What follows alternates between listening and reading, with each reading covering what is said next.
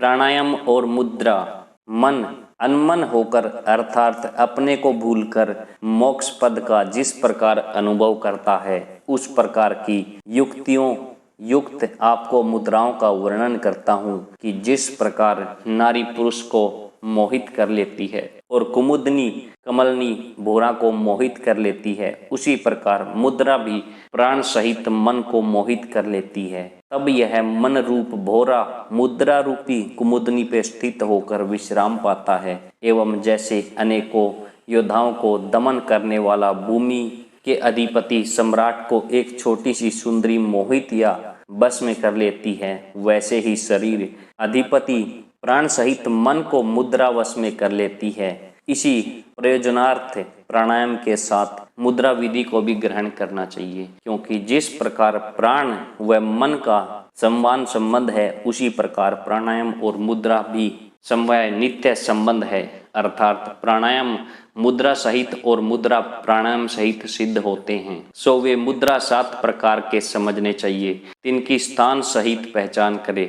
3 प्रकार के नाम हैं महामुद्रा, भूचरी मुद्रा, चांचरी मुद्रा और चौथी अगोचरी पहचाने। 5वीं सांभवी को लखें, 6ठी खेचरी को धावे और 7वीं मन को अनमन करने वाली उन्मनी मुद्रा है, जिसके सिद्ध होने पर अचरज दिखाई पड़ता है। अब प्रत्येक के स्थान और साधना विधि बतलाते हैं। कंद स्थान पर महामुद्रा का निवास है। इसके साधन से शक्ति चालन भी होता है, क्योंकि यह भस्त्रिका के साधन से कुछ मिलती है। ताके साधन की विधि बतलाते हैं।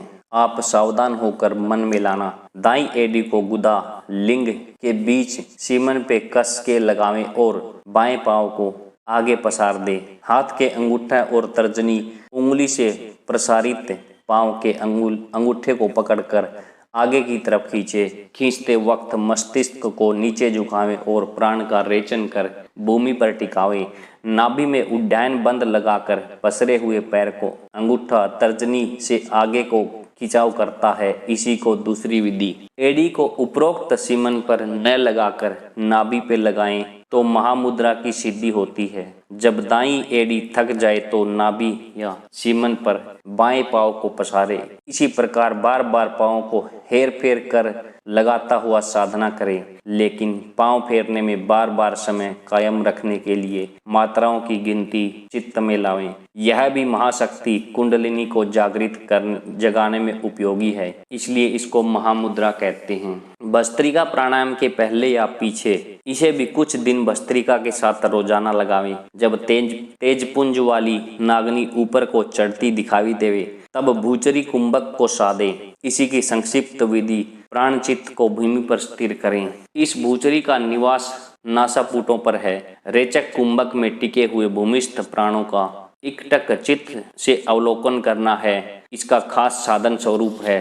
भस्त्रिका के रेचक कुंभक के साथ भूचरी मुद्रा को साधें अथवा कुंडलिनी जागने के पश्चात जब प्राण भूस्थान पर आ जावे तब चांचरी मुद्रा सजती है। साधना विधि भौहों के बीच में दृष्टि को जमा कर रखना है। इस प्रकार के साधन से प्राण सिमट कर भौहों में अर्थात यज्ञ चक्र में स्थित हो जाते हैं। इस चांचरी मुद्रा का निवास नैनों में है। यहाँ ईड़ा पिंगला और सुखमना के संगम रूप त्रिवेणी धारा में प्रतिरोज पर्व का स्नान करें और सोहम शब्द के बीच सूरत रूपी पवित्र धारा से मलमल कर मैल छुड़ावें।